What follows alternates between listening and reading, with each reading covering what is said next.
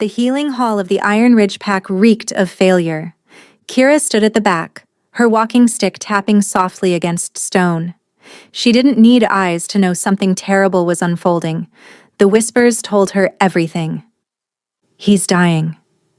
The Alpha, strongest warrior in 3 territories, brought down by silver poisoning. No healer can save him now. Kira's fingers tightened around her cane. She'd been summoned here with every other healer in the territory, though she suspected her invitation had been mere formality. What use was a blind Omega? "Make way for healer Osric," a commanding voice boomed. The crowd shifted. Someone jostled Kira's shoulder without apology. "Careful," a young female voice whispered. Thalia, one of the few who bothered being kind. "Support pillar 2 steps left." "Thank you," Kira murmured. Through the murmurs, she heard heavy footsteps approaching the center. The crowd fell silent. "Silver poisoning, advanced stage," Osric announced gravely. "The toxin has spread through his lymphatic system. There's nothing to be done." "Try anyway," another voice commanded. Cold, female, authoritative. Beta Saskia, temporary leader while their alpha lay dying. What followed painted a clear picture. The clink of glass vials, liquid being poured, a blade scraping stone, and beneath it all, the shallow, rattling breaths of a dying man. Minutes passed. Then, "It's no use. The silver has crystallized in his bloodstream. Every extraction attempt causes more damage. He needs magic beyond my skill."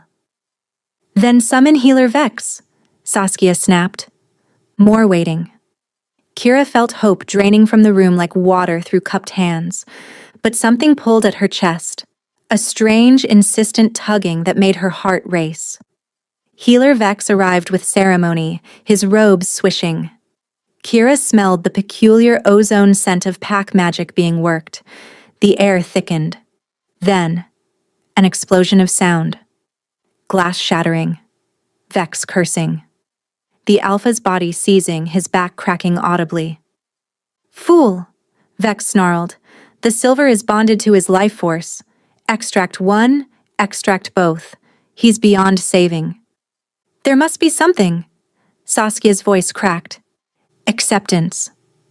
Make him comfortable. He has hours, perhaps less." The healer's footsteps retreated. One by one, others followed. Kira stayed pressed against her pillar, forgotten, her heart hammering. The tugging sensation intensified, becoming almost painful. She'd felt this only once before, years ago, when she'd saved a drowning child by somehow sensing exactly where the girl was beneath the river's surface. Her mother had warned her never to speak of it. "They'll call you witch," her mother had whispered. But this felt stronger, as if invisible threads connected her to the dying Alpha, pulling her forward. "We should prepare succession rites," Saskia said quietly. "Notify the council." Zephyr had no mate, no heir. "He's not dead yet," a male voice interrupted, younger, anguished. "He's as good as dead, Kane." Kira's hand flew to her chest. The pull had become unbearable, like a hook lodged beneath her sternum. "Someone's still here," Saskia said sharply. "Who's there?" Kira's feet moved without conscious thought. Her hands stretched out, mapping the space. 3 steps. 5. She felt the gathered wolves' heat, smelled their confusion. "Kira?" Thalia's surprised voice. "What are you—" "Let me try." The words escaped before Kira could stop them. Silence. Then bitter laughter. "The blind Omega?" Saskia's tone dripped disdain. "You can barely navigate your own cottage." "Please." Kira's voice came out stronger than she felt. "Something is telling me I can help." "You feel it?" Saskia scoffed. "Osric and Vex both failed. But you think—" "Let her try." Kane's voice cut through. "What harm can it do? You said he's dying anyway." Tense pause. Then Saskia exhaled sharply. "Fine. 5 minutes." Hands, Thalia's, gentle, led Kira forward. 3 steps up. The alpha is directly in front of you, lying on his back. Kira climbed carefully. The heat hit her first. Fever, burning through him. Then the smell. Blood, infection, and something metallic that made her teeth ache. Silver. She reached out slowly. Her fingertips made contact with bare skin, his arm corded with muscle. The heat was shocking, but the texture made her breath catch. His skin felt wrong, too tight. Kira's hands traveled to his shoulder, his neck, feeling for pulse. There. Weak. Irregular, but present. "What do you think you're doing?" Saskia demanded. "Quiet," Kira whispered, and the beta fell silent. Kira's world had always been textures, temperatures, vibrations. She'd learned to read people through subtle cues. But this was different. As her hands moved across the alpha's chest, she felt something beyond physical. Energy. Life force. And woven through it, she sensed the silver. Cold, corrupted threads wrapped around his very essence. Her mother had called it the gift of seeing without eyes. Kira had spent years suppressing it, terrified of being labeled dangerous. But now, with this stranger's life fading beneath her hands, she let the gift rise. The silver wasn't just in his bloodstream. It had bonded to his spirit, his wolf, tangling around the core of who he was. That's why extraction had failed. You couldn't cut away the poison without cutting away the man. But what if you could unravel it? Kira's breathing deepened as she focused, her consciousness diving beneath skin and muscle, following cold silver threads to where they'd anchored. She could feel the alpha's wolf, enormous, fierce, trapped and howling its rage. "Her hands are glowing," someone whispered. "Look at his breathing. It's changing." Kira barely heard them. All her attention focused on loosening the silver's grip. Not ripping it away, but gently, infinitely slowly, convincing it to release. Like untangling embroidery thread. Sweat beaded on her forehead. Her muscles trembled. The silver resisted, clinging like a parasite. But Kira persisted. Slowly, so slowly, she felt it begin to give way. One thread loosened, then another. The alpha's body convulsed beneath her hands. Kira gasped. Strong hands gripped her shoulders, Kane steadying her. "Don't stop," he urged. "The black veins on his skin are fading." Kira pushed deeper, working faster. The silver fought back, sending tendrils of cold through her own arms. She gritted her teeth. Almost there. The final thread released with an almost audible snap. The alpha's back arched off the table with such force that Kane had to hold him down. A roar tore from his throat, not pain, but fury and life and savage joy. His eyes flashed open, blazing gold.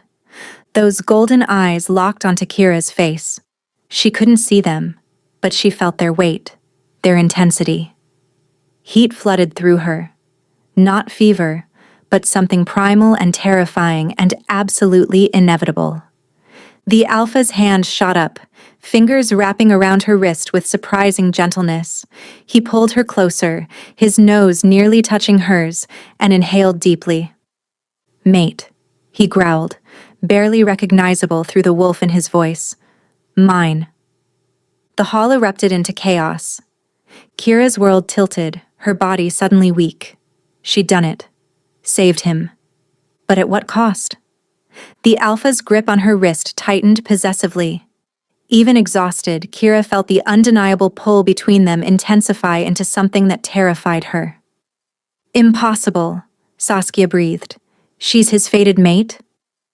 "The blind Omega," someone else whispered. "Release her, Zephyr." Saskia's voice turned hard. "You're in no condition." "Mine," Zephyr repeated, possessive fury in his tone. "This is insane. We need to discuss." But Zephyr wasn't listening. His thumb traced circles on Kira's wrist, right where her pulse hammered. Then, with visible effort, he released her. "Take her home," he commanded, voice rough but growing stronger. "Guard her. No one touches her. She's under my protection." Kira stumbled backward. Thalia caught her before she fell. "What have I done?" Kira whispered as Thalia guided her toward the exit. Behind them, Saskia's cold voice. "Indeed. What have you done, little Omega? Saved our Alpha, yes, but bound yourself to him in the process." The implications crashed over Kira as they reached the steps. She'd saved his life, exposed abilities she'd kept hidden for years, but she'd also awakened something between them that could never be undone. As they reached the exit, Kira heard one final sound, Zephyr's voice, still rough but absolute, calling after her. One word that sealed her fate. Mine. Kira's cottage had never felt smaller. She could hear boots scuffing outside, pack guards that had followed them from the healing hall, now stationed at her door on the Alpha's orders, their low voices discussing unprecedented events. Never seen the Alpha claim an Omega on sight. A blind Omega. What use is she? Thalia's grip on Kira's arm tightened. "Ignore them," she whispered, guiding her friend to the small bed in the corner. "You need rest." Kira sank onto the mattress, trembling. "I don't understand what happened." "Your hands were glowing. Pure, white light. And when you touched him, the silver poison evaporated." Thalia sat beside her. "But most are focused on the other thing." "What other thing?" "The mate bond. The Alpha called you his mate in front of everyone. That can't be taken back." Kira's hands twisted in her lap. "But I don't even know him. How can we be—" A wave of dizziness cut off her words. The room spun. Kira gripped the mattress, gasping. "What's wrong?" Thalia's hand steadied her shoulders. "I feel strange. Hot, but not feverish. There's this pulling sensation in my chest. It started at the healing hall, but now it's worse." "That's the mate bond," Thalia said softly. "You saved his life, and he recognized you as his fated mate. The bond has started forming." "That's not possible. Mate bonds require both parties to accept. Not with true fated mates. When wolves recognize each other, the bond begins immediately." Kira wanted to deny it, but she had felt something, recognition that went deeper than conscious thought. "I need water," Kira said, pushing herself to stand. Her legs wobbled. "I'll get it." A commotion outside cut her off. Heavy footsteps, raised voices. Then the door opened. "Alpha," one guard said respectfully. "Are you certain you should be—" "I need to speak with her." The voice was deep, rough with lingering fever. "Please wait outside." Kira's heart hammered as she sensed his presence filling her cottage. He was enormous. She could tell by how air displaced around him, by heat radiating from his body. He still moved carefully, as if testing his body's limits, but the silver poison was gone. Her healing had been thorough, perhaps too thorough. "You shouldn't be out of bed," Thalia said, her voice wavering. "The silver poisoning nearly killed you." "Please," Zephyr said, his tone softening slightly. "I need to speak with her. Alone." Thalia squeezed Kira's hand once before retreating. The door closed softly. Silence stretched between them. Kira remained standing, hands clenched at her sides, acutely aware of every breath he took. "Sit." His voice softened. "Before you fall down." "I'm fine," Kira lied, even as dizziness made her sway. In an instant, his hands were on her, one at her elbow, one at her waist, steadying her with surprising gentleness.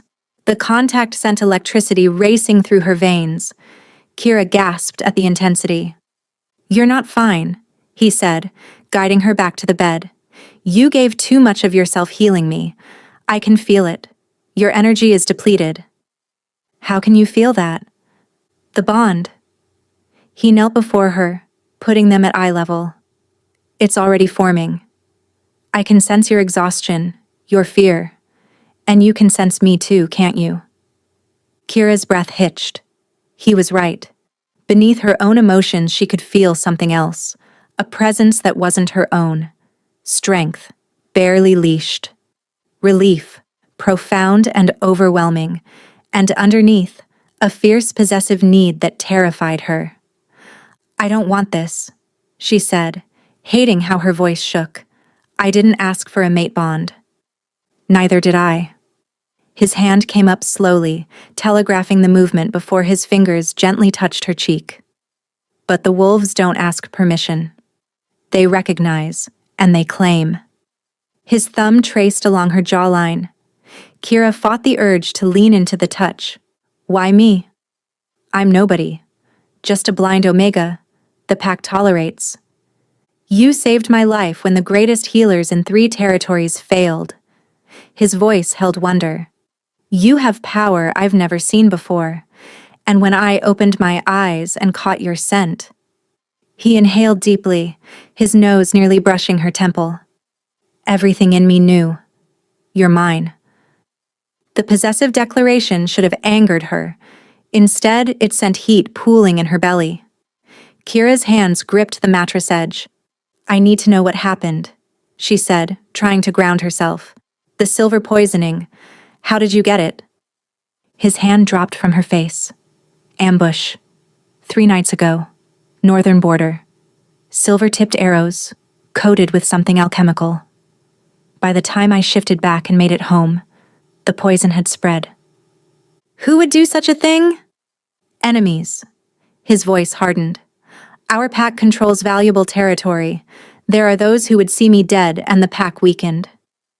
Kira processed this. Then I've put a target on my own back. If they wanted you dead before, now they'll want your mate dead too. Yes. He didn't soften the truth. Which is why you need protection. Why I stationed guards. Why... He paused.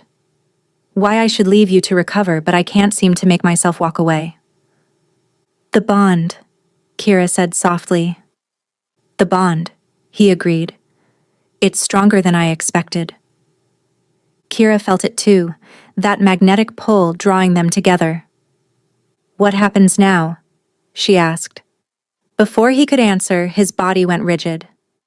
A low growl rumbled in his chest. She felt him shift position, moving protectively between her and the door. Someone's coming, he said, voice dropping to that dangerous rumble. Multiple someones. The door burst open. Alpha Zephyr. Saskia's cold voice cut through the tension. Step away from the Omega. The council has been convened. There are concerns about what happened today. About the Omega's abilities, and whether they pose a threat to pack security.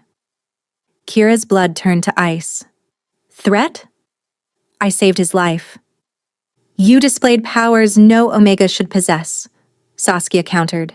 Powers you've apparently been hiding. That raises questions. She hides nothing, Zephyr snarled, and she's under my protection. Anyone who threatens her threatens me. Which is precisely the problem, Saskia said. You've been compromised, Alpha. Bonded to an Omega whose abilities we don't understand. The council demands she be brought in for questioning. No. Zephyr's refusal was absolute. Then you force our hand. Saskia's voice dropped. The pack's safety comes first. Kira heard movement, multiple bodies entering her cottage, surrounding them. Zephyr's growl intensified. Don't, Kira said, her hand finding his arm. Don't fight them. I'll go answer their questions. Like hell. If you fight the council for me now, they'll never accept me, Kira interrupted. Let me prove I'm not a threat. Please. She felt his internal struggle through the bond, protective instincts warring with logic. Finally, with visible effort, he stepped aside. I'm coming with you, he said. You're still recovering. I'm coming. With you. Each word was bitten off. Non-negotiable.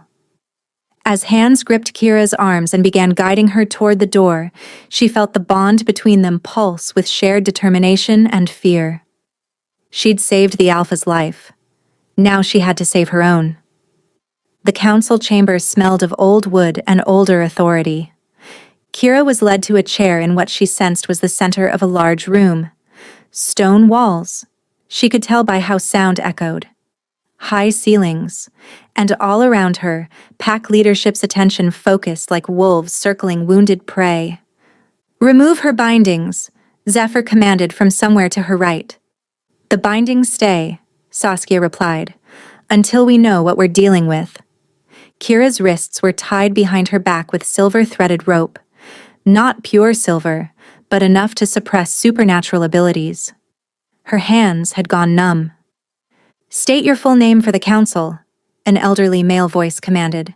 "Kira Ashenheart, daughter of Mara and Torin Ashenheart, both deceased." "And your rank within the pack?" "Omega. Unaffiliated."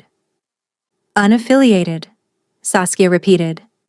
"Yet today you accomplished what our most skilled healers could not." "Explain." Kira swallowed hard. "I don't fully understand it myself. I've always been able to sense things others can't. Temperatures, energies, the flow of life in living things. My mother called it compensation for my blindness." "And you use these senses to heal the Alpha?" "Yes. I could feel the silver poison wrapped around his life force. I convinced it to release its hold." "Convinced it?" The elderly voice sounded skeptical. "Silver is metal, not sentient." "I know how it sounds, but that's what I did. I didn't cut it away or burn it out. I unraveled it, like untangling knotted thread." Murmurs rippled through the chamber. The scratch of quills on parchment. "Have you used these abilities before?" Saskia asked. Kira hesitated. "Small things. I once saved a child from drowning by sensing where she was under the water. I can sometimes tell when herbs are spoiled, but nothing like today." "Why not?"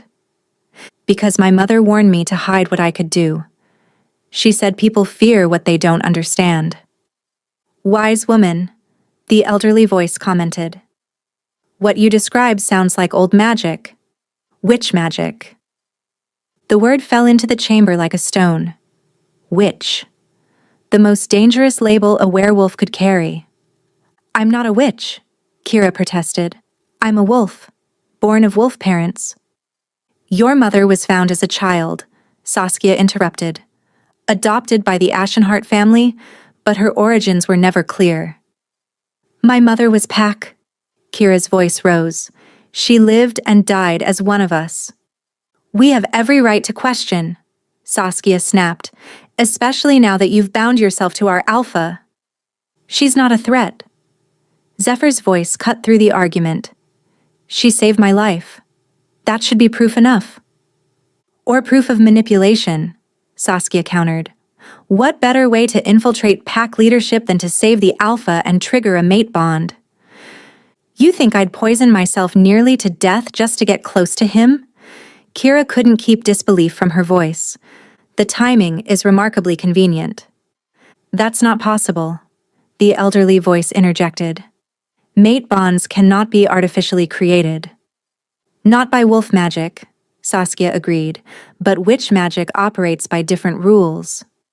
Kira felt Zephyr move closer, his presence a wall of barely controlled fury. "Enough," he growled. "You're inventing conspiracies." "I'm protecting this pack." "Then let's test her." A new voice, male, younger, curious. "We have wounded warriors from northern border skirmishes, minor injuries resistant to normal healing. If Kira can heal them, we'll have proof." "And if she can't?" Kira asked quietly. Silence answered her question. "Fine," she said. "I'll take your test. But when I prove myself, this interrogation ends." "Agreed," the younger voice said. "Kane, by the way. Second beta." "Bring in the first test subject," Kane ordered. Footsteps. A door opening. The scent of infection filled Kira's nose. This is Matthias, Kane explained. Slashed across the shoulder 3 days ago. The wound won't heal. Our healers suspect the blade was cursed. Someone cut Kira's bindings. She gasped as feeling rushed back into her numb hands. Kira flexed her fingers, feeling sensation and power slowly returning. Well? Saskia's voice held challenge. Heal him. Kira stood on shaky legs, reaching out until her fingers found the warrior's shoulder. He flinched but held still. Beneath the physical wound she felt the curse. Dark magic meant to cause prolonged suffering. Kira closed her eyes. Unnecessary, but it helped her concentrate, and reached for that place inside where her power lived. It came easier this time. White light flowed through her hands, gasps around the chamber. The curse fought her, clinging like tar. But Kira was stronger now. She pulled at the dark magic, unraveling it strand by strand, then encouraged the warrior's own healing to accelerate. Within minutes, the wound had closed to a pink scar. Matthias rotated his shoulder experimentally, surprise evident. It's healed. Completely. Next, Kira said. They brought 4 more warriors. A broken leg that wouldn't set properly, deep lacerations infected despite treatment, a concussion causing blinding headaches, a punctured lung slowly drowning its victim. Kira healed them all. By the time she finished the 5th warrior, exhaustion dragged at her like chains. Her legs gave out, and she collapsed back into the chair. But she'd done it. Proven herself. Satisfied? Zephyr asked, his hands suddenly on her shoulders, steadying her. The council chamber buzzed with whispered conversations. Finally, the elderly voice spoke. Her abilities are genuine. Whether they're witch magic or wolf healing mutation, I cannot say, but she's proven her loyalty. She's proven she can heal, Saskia corrected. That doesn't mean she isn't dangerous. Enough, Saskia. Kane's voice held finality. You've been outvoted. The council recognizes Kira Ashenheart as Alpha Zephyr's mate and accepts her into pack leadership. This is a mistake, Saskia said. When it comes back to haunt us, remember I warned you. Her footsteps retreated, followed by others, but enough remained that Kira sensed she'd won. Barely. Can you walk? Zephyr murmured against her ear. I don't think so, Kira admitted. Without warning, she felt herself lifted, cradled against a broad chest radiating warmth. Zephyr's arms wrapped around her. I've got you, he said, carrying her toward the door. You're safe now. But as they left the council chamber behind, Kira heard Saskia's voice. Safe? She's tied herself to the most dangerous position in the pack. She'll never be safe again. And deep down, Kira knew the beta was right. Zephyr carried Kira through the pack compound as if she weighed nothing. Pack members stopped to stare, whispers following. Is that the one who saved the Alpha? They say she's a witch. Kira pressed her face against Zephyr's chest, too exhausted to care. Through their connection, she felt his anger at the muttering, but also his pride in her. Where are we going? She asked as scents changed. Less stone, more wood and earth. My quarters. You need proper rest, and your cottage isn't secure enough. People will talk. Let them. His arms tightened. You're my mate. You belong in the Alpha's residence. They climbed many stairs, then Zephyr shouldered through a heavy door. The space beyond felt vast, the air carrying scents of pine, leather, and something distinctly male. He lowered her onto what felt like an enormous bed. Furs, wolf pelts, covered the bedding. Kira's fingers instinctively traced their patterns. Sleep, Zephyr commanded gently. I'll stand watch. You need rest too, Kira protested, even as her eyes grew heavy. I'm fine. Your healing was thorough. He paused. Too thorough. You gave more energy than you should have. Kira wanted to respond, but exhaustion pulled her under. Her last conscious thought was of Zephyr's hand gently brushing hair from her face. She woke hours later, her internal clock suggesting late afternoon. The bed beside her was cold, though Zephyr's scent lingered. Voices drifted from beyond the bedroom. Low, tense, arguing. Absolutely reckless, Saskia was saying, bringing her here, claiming her publicly. You've made her a target. She was already a target the moment she saved my life. Zephyr's voice held steel. At least here, I can protect her. Can you? A third voice. Kane. The attack that poisoned you was carefully planned. Whoever orchestrated it knew exactly where you'd be, exactly when. That suggests we have a traitor. Kira's breath caught. A traitor. You think someone fed information to our enemies? Zephyr asked. How else do you explain it? Kane replied. And now you've bonded with an Omega whose abilities we don't understand. What do we really know about Kira? I know she saved my life when she could have let me die. Zephyr's voice dropped dangerously. I know the mate bond doesn't lie, and I know my wolf recognized her on a level that transcends logic. That Omega has power she barely understands, Saskia said, her tone protective rather than hostile, which makes her vulnerable to those who would exploit it. I'm not questioning her loyalty. I'm questioning whether we can keep her safe from those who will target her for what she is. A pause. Then Zephyr spoke, his voice cold. Then we make sure no one gets close enough to try. Double the guard rotations. I want eyes on every entry point. Already done, Saskia said. But you need to be smart about this. The bond is strong, but don't let it blind you to real threats. Noted. Now leave us. Footsteps retreated. A door closed. Then silence. Kira lay still, processing what she'd overheard. A traitor in the pack. Saskia's concern was protective now, not antagonistic, and Zephyr, defending her against even reasonable caution. The bedroom door opened. Zephyr's footsteps approached. I know you're awake, he said softly. Your breathing changed when they started arguing. Kira sat up slowly. They don't trust me. Saskia doesn't trust anyone, but she's accepted you. Her concerns now are about your safety, not your loyalty. He sat on the bed's edge. But her doubts about external threats are valid. You proved yourself today. Did I? Or did I just prove I'm powerful enough to be a target? Kira pulled her knees to her chest. What if there really is witch magic in my blood? Then we'll figure it out. Together. His hand found hers, fingers intertwining. You're not alone anymore, Kira. The simple statement cracked something open in her chest. She'd been alone for so long, since her mother's death, really. Isolated by her blindness, by her strangeness. Why do you believe in me so completely? She whispered. You barely know me. The bond, he began. Is that all this is?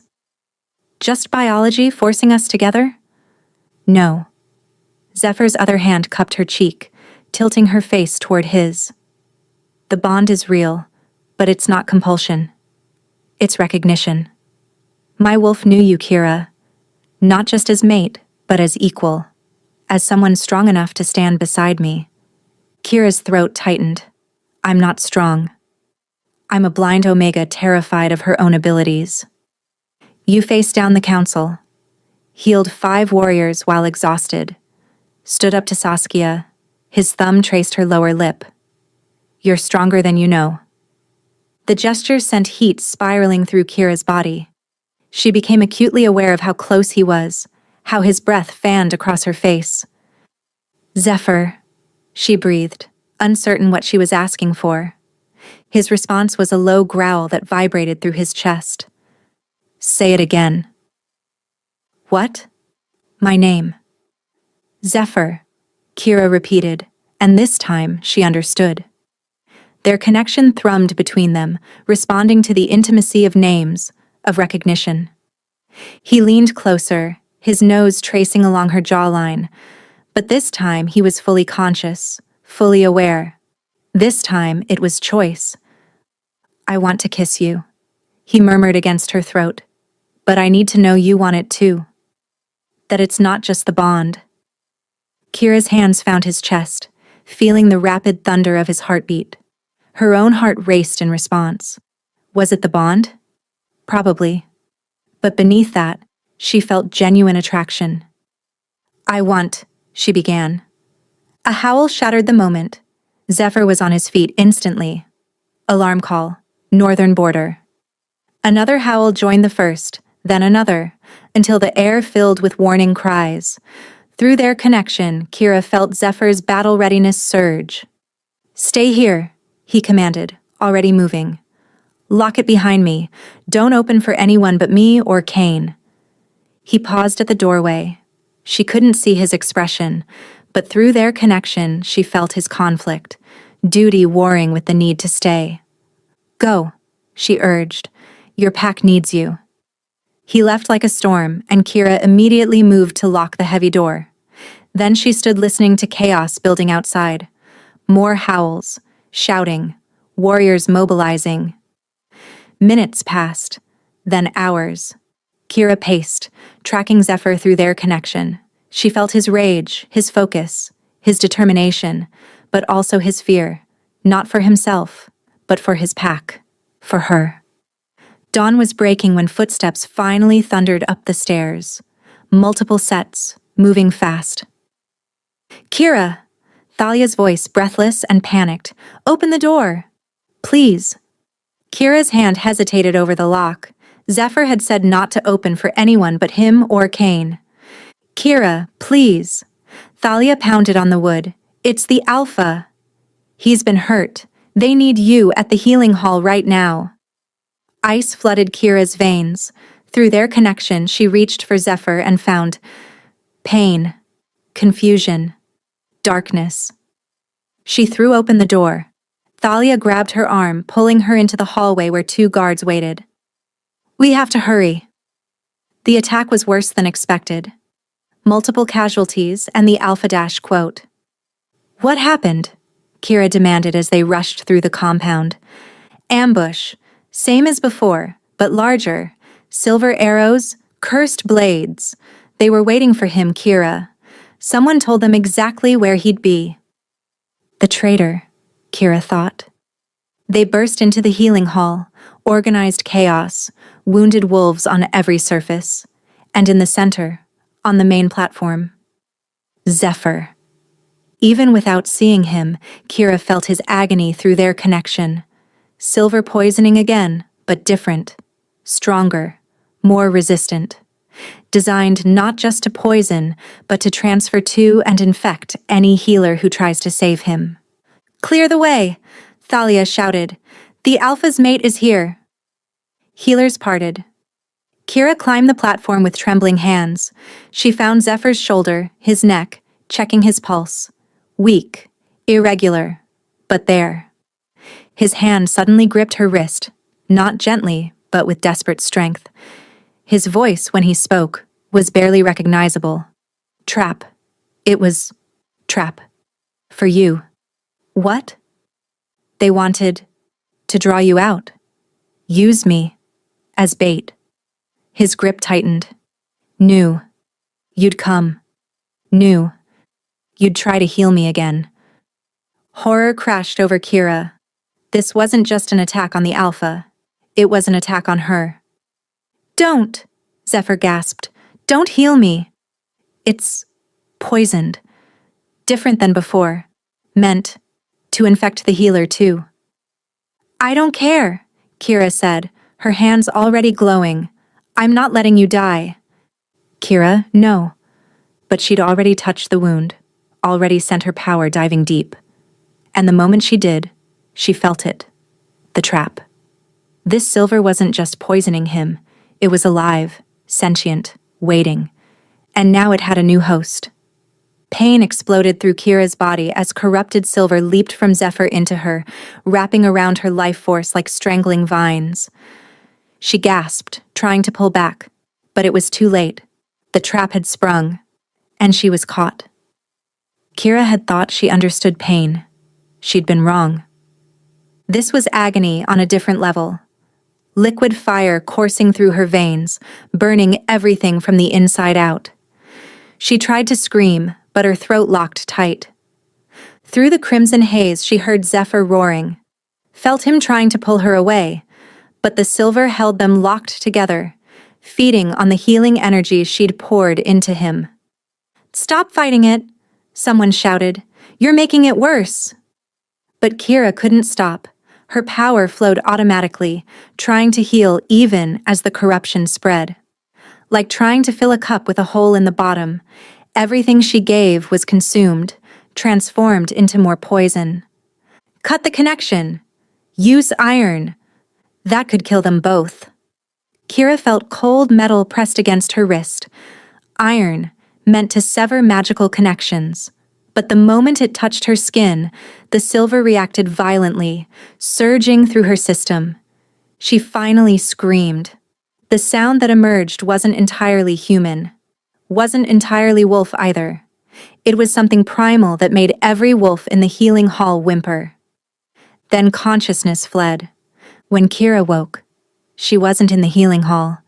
She lay on soft grass, dew-damp and smelling of night. Above her, wind through leaves and moonlight. Somehow, impossibly, she felt moonlight, bathing her skin. "Where?" She tried to speak, but her voice came out wrong. "Easy, little healer." A woman's voice, ancient and knowing. "You're safe." For now. Kira sat up slowly, her hands pressing into earth that felt realer than real. "Am I dead?" "Not yet." Hands helped her to her feet. "Though you came close. That silver was designed specifically to kill someone like you." "Who are you?" "An echo," the woman said. "A memory from your mother's bloodline, surfacing in your moment of greatest need. I am what remains of your ancestors' knowledge, stored in the magic you carry." Kira's heart hammered. "My mother wasn't your mother by blood. Your true mother was a witch of considerable power who fell in love with a wolf and paid the price. She died bringing you into this world, and her dying wish was that you be raised among wolves, never knowing what you truly were." The world tilted. I'm a witch? Half witch, half wolf. An impossibility that shouldn't exist. Yet here you stand. The woman's hand cupped Kira's cheek. "Your magic isn't wolf healing, child, it's witch healing, filtered through wolf instincts. That's why it's so powerful." "But witches and wolves are enemies," Kira whispered. "Witch magic is different from wolf magic. Not better, not worse, just different." The woman released her. "And in you, both magics exist. They should have torn you apart, but somehow you survived. Balanced them. Made them work together." Kira's mind reeled. "Why are you telling me this?" "Because the silver poison currently killing you can only be purged by accepting what you are. The wolf in you fights the witch magic, thinking it's an invasion. The witch in you fights the wolf, thinking it's a prison. Together, they're destroying you." "How do I stop it?" "By choosing." The woman's voice grew stern. "You must choose one nature to dominate, or learn to fully merge both. But you cannot continue suppressing half of yourself. And if I choose wrong, then you die. And your mate dies with you, because the bond you've formed means your life is linked to his." Horror crashed over Kira. "No, I won't let him die because of me." "Then make your choice, little healer. Witch or wolf? Or something new entirely, something the world has never seen?" Before Kira could answer, the vision shattered. She woke screaming in a bed that wasn't Zephyr's. Pain radiated from every cell. When she tried to move, her muscles refused. "She's awake," Thalia's voice thick with tears. "Someone get the Alpha." Footsteps thundered. Then Zephyr's presence filled the space, his hands finding hers desperately. "Kira," his voice cracked, Thank the gods. You've been unconscious for 2 days. The poison, Kira gasped. Still in me. I know. Every healer has tried to extract it, but it's bonded to your life force. And when you try to heal yourself, it feeds on your magic. His grip tightened. I did this to you. No. Kira forced the word out. Was a trap.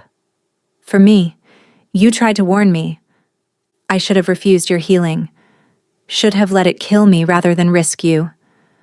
Through their connection, Kira felt his guilt, his self-loathing, his desperate wish that he could take the poison back. Kira. A new voice. Older. Female. I'm Elder Moira, the pack's oldest healer. I've been studying your condition, and I have a theory. Tell me, Kira managed. The silver isn't just poisoning you.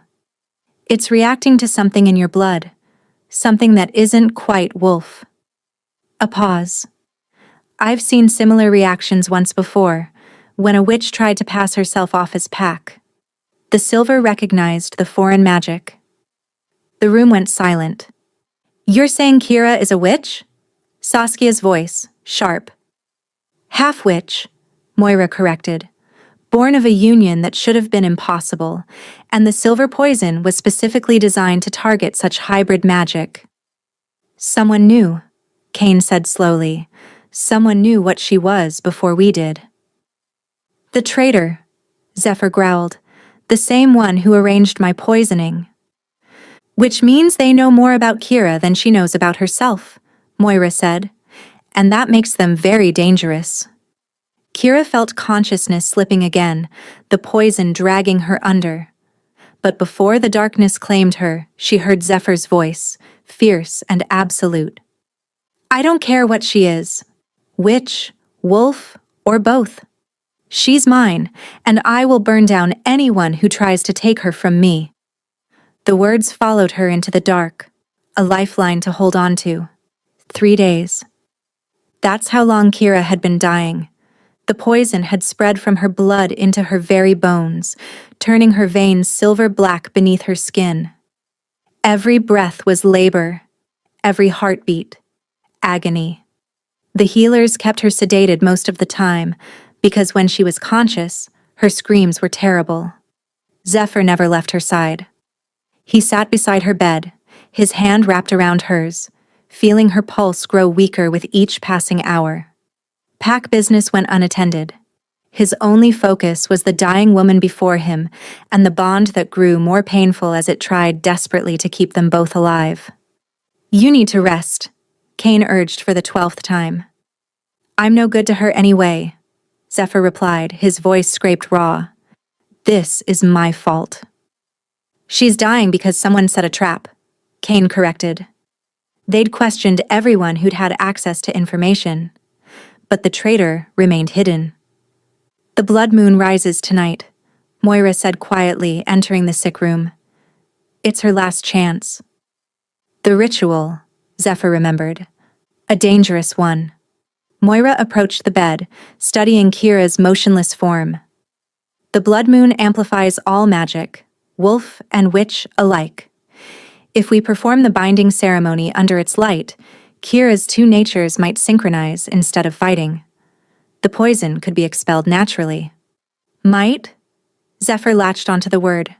What are the chances? Moira's silence was answer enough. Tell me, Zephyr demanded. 1 in 10, the elder healer admitted. The ritual requires her to fully embrace both halves of her nature simultaneously. To be witch and wolf at the same moment, with no suppression, no fear, no resistance. Most hybrid children die attempting it. And if she doesn't try? She dies by morning. The poison has reached her heart. Zephyr looked down at Kira's face, peaceful only because of sedatives. Through their connection, he could feel her slipping away, bit by bit. Do it, he said. Prepare the ritual. You should know, Moira added carefully, that the ritual requires an anchor. Someone bonded to her who can hold her spirit to this world when the transformation tries to tear her apart. It will be painful for you both. I don't care. Zephyr's grip tightened. Whatever she needs, I'll give it. They carried Kira to the sacred grove as the sun set. The blood moon was already rising, massive and red on the horizon, casting everything in crimson shades. The pack gathered in a circle, those loyal to their alpha, those who'd come to care for the strange blind Omega. Thalia stood at the front, her face streaked with tears. Even Saskia had come. They laid Kira on a flat stone altar, arranging her arms at her sides. Someone had dressed her in white, a ceremonial gown. The ritual requires white, Moira said gently, to symbolize rebirth. Now, Alpha, you must take your place. Zephyr climbed onto the altar beside Kira, following Moira's instructions to sit with her head resting in his lap. His hands settled on her face. What do I do? He asked. When the moon reaches its zenith, I'll wake her and begin the incantation. The transformation will start immediately. Your job is to keep her grounded, keep her spirit from fleeing when the pain becomes too much. Hold her through your bond. Don't let go. I won't, Zephyr promised. The blood moon climbed higher. Moira began to chant in a language older than wolves, older than witches. Power gathered like a storm. At moonrise, Moira pressed bitter liquid to Kira's lips. Drink, child. And wake. Kira's eyes fluttered open, sightless but aware, and focused unerringly on Zephyr's face. Zephyr? Her voice was barely a whisper. I'm here, he said, leaning down to press his forehead to hers. I've got you. Whatever happens, I've got you. The ritual, Kira breathed. 1 in 10. I heard. Those are good odds, Zephyr lied. Kira's lips curved in a sad smile. You're a terrible liar. Her hand lifted weakly to touch his cheek. If I don't make it, you will. Tell Thalia thank you for being my friend. Kira's breathing hitched. And tell yourself this wasn't your fault. Kira, I love you. The words tumbled out in a rush. I know it's fast. I know it's probably just the bond. But I needed to say it. Once. In case I don't get another chance. Zephyr's throat closed. It's not just the bond, he managed. And you're going to have 1,000 chances to tell me again. Moira's chanting reached a crescendo. The blood moon peaked directly overhead. And the transformation began. Kira's back arched off the altar with a scream that split the night. Silver-black veins erupted across her skin like lightning, spreading from her heart outward. Her body convulsed, bones cracking and reforming. Zephyr held her through it, his own body shaking with the force of her pain transmitted through their bond. He felt everything she felt. The poison fighting to keep its hold, her wolf nature trying to expel the foreign magic, her witch nature trying to claim dominance. All three forces warring, tearing her apart. Hold on, Zephyr begged, his tears falling onto her face. Please, Kira. Hold on. Her screams turned to howls, wolf sounds from a human throat. Then to words in that ancient language, witch magic spilling from her lips. Her body couldn't decide what it wanted to be. Through their connection, Zephyr felt her spirit starting to fracture. The pain was too much. She was giving up, letting go. No, Zephyr roared, pouring everything he had through their bond, his strength, his will, his fierce determination. You don't get to quit, Kira. You promised you'd tell me you loved me 1,000 more times, and I'm holding you to that. Something shifted. In the space where their spirits touched, Kira's presence flickered, not fading, transforming.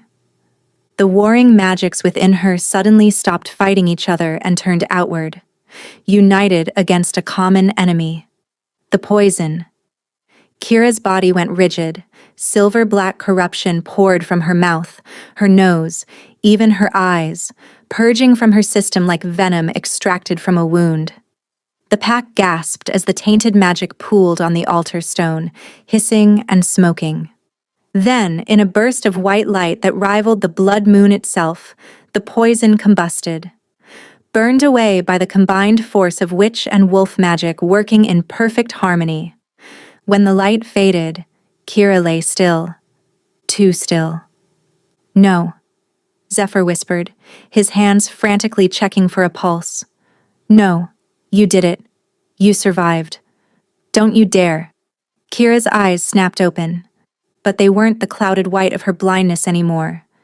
They glowed, one silver like moonlight, one gold like sun. Wolf and witch, merged into something entirely new. Zephyr, she breathed, and her voice carried harmonics that hadn't been there before. Multiple tones layered over each other. Then she smiled. I can see you, she whispered in wonder.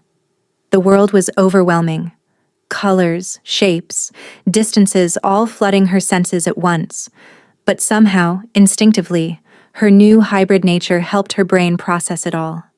I can actually see you. The pack erupted in cheers, but Zephyr heard none of it. He was too busy crushing Kira against his chest, feeling her heartbeat strong and steady, feeling the bond between them blazing with renewed life. Don't ever scare me like that again, he commanded against her hair. Can't promise that, Kira said, her arms wrapping around his waist. Being your mate seems dangerous. You love it. Maybe. She pulled back enough to look up at his face. Really look, with eyes that could finally see. Oh, she breathed. You're beautiful. Zephyr laughed. I'm a scarred warrior with a broken nose. You're beautiful, Kira insisted. And mine. Yours, he agreed, claiming her mouth in a kiss that sealed the promise. The blood moon watched over them, and the pack celebrated. No one noticed the figure watching from the tree line, a shadow with eyes that glinted with malice. The traitor remained. And next time, they wouldn't miss. Kira woke in Zephyr's bed the morning after the blood moon ritual, but everything was different now. She could see. The room resolved itself in perfect clarity, high ceilings with exposed beams, walls covered in weapons and maps, furs piled on the massive bed. And beside her, one arm thrown possessively across her waist even in sleep, was Zephyr. She'd felt his presence through the bond for days, but seeing him was something else entirely. Strong features marked with old scars, dark hair that fell across his forehead, and even in rest, that aura of command. As if sensing her scrutiny, his eyes opened, pale gray like storm clouds, and focused immediately on her face. You're awake, he said, voice still rough with sleep. How do you feel? Different. Kira lifted her hand, marveling at how she could see her own fingers. Stronger. Like something that was broken inside me finally healed. Your magic. Both of them. They're not fighting anymore. They're dancing, maybe. Moving together instead of against each other. Zephyr sat up, pulling her with him so she was nestled against his chest. Through the bond, she felt his relief, his joy, and underneath, his fierce possessiveness. We need to talk about what comes next, he said. The traitor, Kira replied. Someone set that trap specifically for me, someone who knew what I was before I did. Which means someone with knowledge of old magic and access to pack information. Zephyr's arms tightened. We've narrowed it down. Before he could elaborate, shouting erupted from somewhere in the compound. Zephyr was on his feet instantly, pulling on clothes. Stay here, he commanded. Not a chance. Kira climbed out of bed, pleased to find her new strength meant her legs didn't wobble. If this is about the traitor, I have a right to face them. Zephyr looked like he wanted to argue, but the bond carried her determination clearly. He simply nodded. Stay behind me. They rushed through the compound toward the commotion, pack members running in the same direction, all converging on the council chamber. Inside, they found chaos. Cain stood in the center, his sword at the throat of another wolf. A wolf Kira had seen before, a scout named Rhett, average in every way except the terror currently etched across his face. "What's happening?" Zephyr demanded. "Found him trying to leave the territory," Cain reported. "With these." He kicked a bag at Zephyr's feet. Silver vials spilled out, each filled with the same corrupted poison. "It was him," Saskia said, entering with several guards. "Rhett has been the traitor. We found correspondence in his quarters, letters to the Shadowfang Pack detailing our patrol routes, our weaknesses, and information about the Alpha's new mate with unusual abilities." Kira felt ice settle in her stomach. "How long?" she asked quietly. "How long have you been selling information?" Rhett's eyes darted to her. 2 years, he admitted, since they promised me beta rank once the Iron Ridge fell. "Why?" Zephyr's voice was eerily calm, which somehow made it more terrifying. "You did nothing," Rhett spat. "That's the point. I've served this pack for 20 years. And what did I get? Nothing.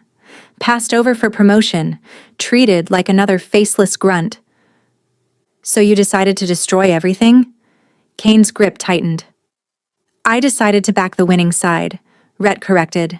"Shadowfang are stronger. They were going to take the Iron Ridge territory eventually." "And me?"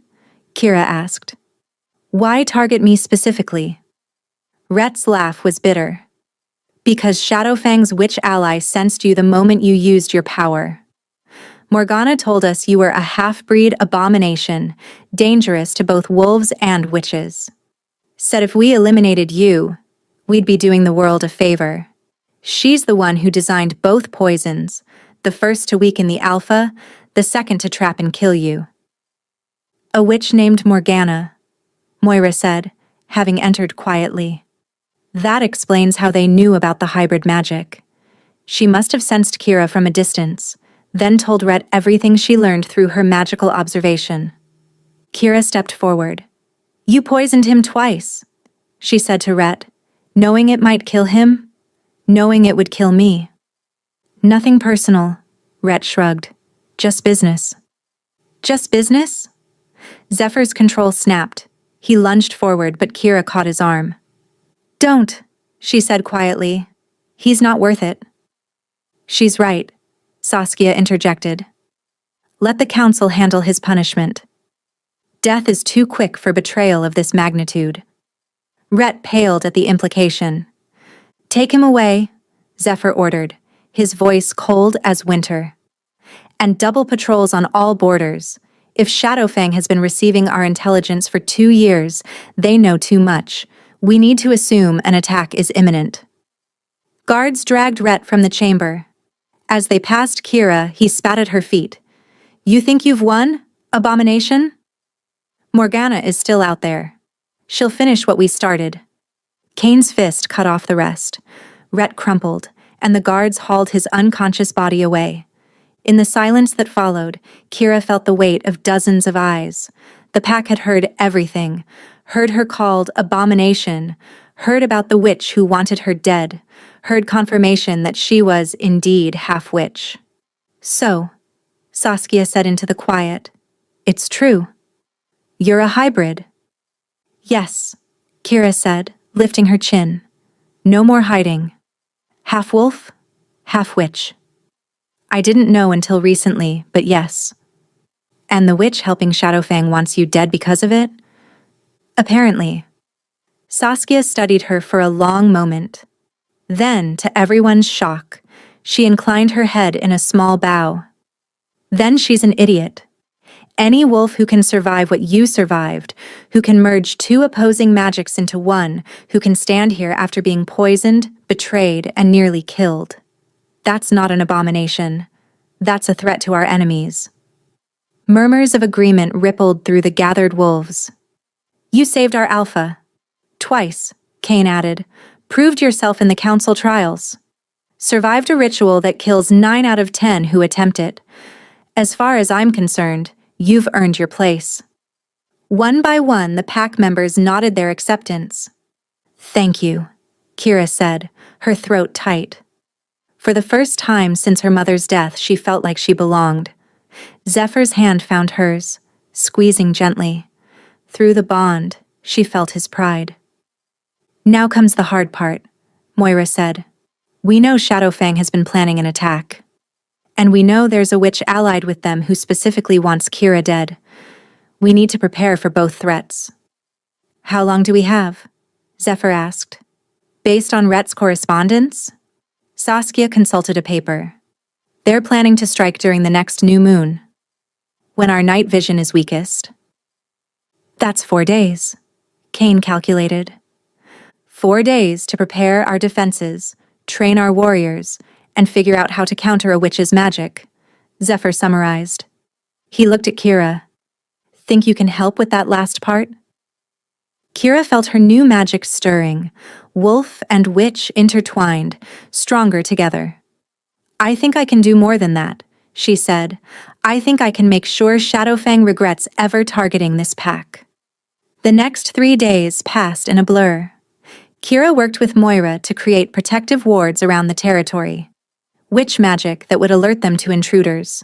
She trained with Zephyr and the warriors. Her vision, overwhelming at first, quickly adapted.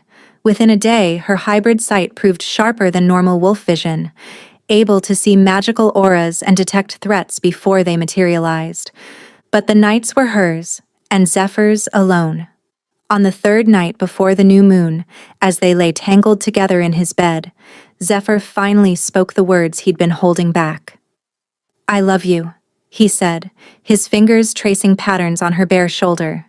Not because of the bond. Not because you saved my life, but because you're brave and stubborn and refuse to quit. Because you see the best in people despite how they've treated you. Because when you smile, it feels like the sun coming out. Kira's hybrid gaze filled with tears. I love you too, she whispered. You made me feel like I mattered. Like being different wasn't something to hide, but something to celebrate. He kissed her then, deep and claiming, and through the bond, their spirits merged as completely as their bodies. When they finally broke apart, both breathing hard, Kira said, Whatever happens tomorrow, we survive, Zephyr interrupted firmly. Together. You and me against the world. You and me, Kira agreed. The new moon rose on a battlefield. Shadowfang attacked at midnight, exactly as predicted. But they hadn't anticipated the wards Kira had set, the preparations the pack had made. What should have been a surprise assault turned into coordinated defense. Kira stood at the heart of it, her magic blazing white and silver, witch and wolf combined. She healed warriors as they fell, sent bursts of pure energy at attacking enemies, and maintained protective barriers. Zephyr fought at her side, his sword flashing in the darkness. Through the bond, they moved as one. He protected her back. She ensured he didn't fall. Then the witch appeared. A section of Kira's ward suddenly shattered, broken from within by someone who knew their structure. Rhett had told Morgana about the ward placement before his capture. She materialized from shadows, tall and cruel, her eyes fixed on Kira with murderous intent. Dark robes swirled around her like living darkness. There you are, little hybrid, the witch said, her voice like honey over poison. I am Morgana, and I've been waiting for this moment. Time to correct a mistake that should never have been born. You're the one who helped Rhett, Kira realized. You're the witch who created the poison. I am the witch who will cleanse this world of your abomination, Morgana corrected. Hybrids are an insult to both our species. Your very existence is a perversion of natural law. I have studied the old magics for decades, learned to sense those who carry mixed blood across great distances. I felt you the moment you used your power, and I knew you had to be eliminated. But I didn't die, Kira said, her own power rising to meet the witch's. And I'm not going to die today either. Such confidence from a mongrel who's known her true nature for mere days, Morgana sneered. You think you can stand against me?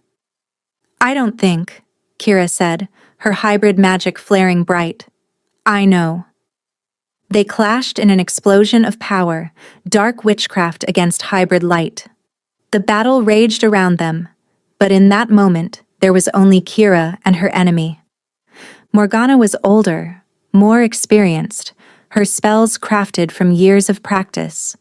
She threw curse after curse, each designed to exploit the perceived weakness of Kira's dual nature. But Kira had something Morgana didn't: the combined strength of two magics working in perfect harmony. Where Morgana had to choose between destructive spells or defensive wards, Kira could do both simultaneously. Wolf magic enhanced her reflexes. Witch magic gave her the power to counter-strike with devastating force. And the bond connected her to Zephyr, to the pack, giving her a well of strength that the solitary witch couldn't match. "You fight like a child!" Morgana shrieked, her composure cracking. "I have trained for this my entire life." "And I was born for this," Kira said, feeling the truth of it. "You chose your path." "I am my path." As if summoned by her words, Zephyr appeared at her side. Then Cain. Then Saskia. Then more warriors, and behind them Thalia stood with the pack. One by one they gathered around their hybrid alpha mate, lending their strength through loyalty and bond. "No!" Morgana screamed. "You cannot! This is not—" But her protests were drowned by the howl of the pack, dozens of voices raised in unison, channeling their collective strength through their bond to Kira. Kira's hybrid power, amplified by pack bonds, swelled to impossible heights. She felt every wolf, every heartbeat, every breath, all of them united, protect the pack. She released that combined power in a single devastating strike. The blast of white-silver light caught Morgana square in the chest, slamming her into a tree with bone-shattering force. The witch's dark magic shattered like glass. Morgana crumpled to the ground, her robe smoking, her breath ragged. "Impossible," she wheezed. "You're just a half-breed." "I'm a wolf," Kira said, walking toward her fallen enemy, "and a witch. And something entirely new. But most importantly, I'm not alone." Morgana's eyes widened in terror as Kira's shadow fell over her. "Please, mercy." "You showed no mercy when you tried to kill my mate," Kira said quietly. "Why should I show you any?" "Kira." Zephyr's hand on her shoulder, his voice gentle despite the carnage. "She's defeated. It's over." Kira looked down at the broken witch, feeling the rage in her heart warring with her healer's instincts. Finally, she stepped back. "You're right," she said. "It's over." Morgana sagged with relief. "Premature." "Saskia," Kira said, "the council will want to question her. About Shadowfang's plans, about any other traitors, about everything." Saskia's smile was predatory. "It would be my pleasure." As guards dragged the witch away, her screams fading, Kira surveyed the battlefield. Around them, the last of the Shadowfang warriors were fleeing into the forest, their witch ally defeated and their coordinated attack broken. The Iron Ridge pack had won. But the cost had been high. Wounded wolves lay scattered, healers already moving among them. Kira joined them immediately, her hybrid magic flowing as she moved from warrior to warrior. Hours passed before the last wound was tended. Dawn was breaking by the time Kira finally stopped, swaying with exhaustion. Zephyr caught her before she fell. "It's over," he said, holding her close. "You did it. You saved us all." Kira leaned into his embrace, feeling the bond between them pulse with satisfaction and love. Around them, the pack began to howl, not in alarm, but in victory. In celebration. In acceptance of their hybrid alpha mate who had proven herself in the only way that truly mattered. Through fire and blood and magic, she had protected the pack. She was home. 6 months later, Kira stood in the sacred grove where she'd nearly died, but this time she wore ceremonial robes, not just as pack healer, but as the alpha's mate and the pack's protector. Zephyr stood beside her, his hand in hers, as they renewed their mate bonds before the assembled pack. No longer a desperate connection forged in crisis, but a choice made freely. "You are mine," Zephyr said. "And you are mine," Kira responded, her hybrid eyes glowing in the sunlight. When they kissed, the pack celebrated. A hybrid who proved that different didn't mean dangerous, that power could come from unexpected places, that sometimes the greatest strength came from combining things that were never supposed to exist together. Kira had spent her life being told she was less. Now she knew the truth. She had always been exactly enough. She had always been exactly where she belonged. Home. Thank you for listening to this tale of the blind Omega who saved her Alpha and found her true self. If you enjoyed this story, please like, subscribe, and share. Until next time, may you find the strength to embrace what makes you different.